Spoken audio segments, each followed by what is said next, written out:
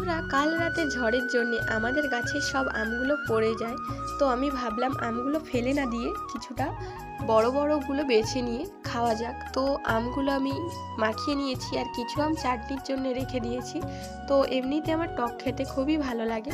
তো দেখো, আমটা এতটাই খেতে ভালো লাগছিল, আমি তো পোজ দিতেই ভুলে গেছিলাম লাস্টে, ওই জন্য একটুখানি দেখিয়ে দিলাম তোমাদেরকে। তো বন্ধুরা, সত্যি খেতে ভালো হয়েছিল। তোমরা কে কে কচি আম খেতে ভালোবাসো অবশ্যই কমেন্টে জানিও। আর ভিডিও যদি ভালো লাগে সাবস্ক্রাইব করতে ভুলো। বন্ধুরা, কাল রাতে ঝড়ের জন্য আমাদের গাছের সব আমগুলো পড়ে যায়। তো আমি ভাবলাম আমগুলো ফেলে না দিয়ে কিছুটা বড় বড়গুলো বেছে নিয়ে খাওয়া যাক। তো আমগুলো আমি মাখিয়ে নিয়েছি আর কিছু আম চাটনির জন্য রেখে দিয়েছি। তো এমনিতে আমার টক খেতে খুবই ভালো লাগে।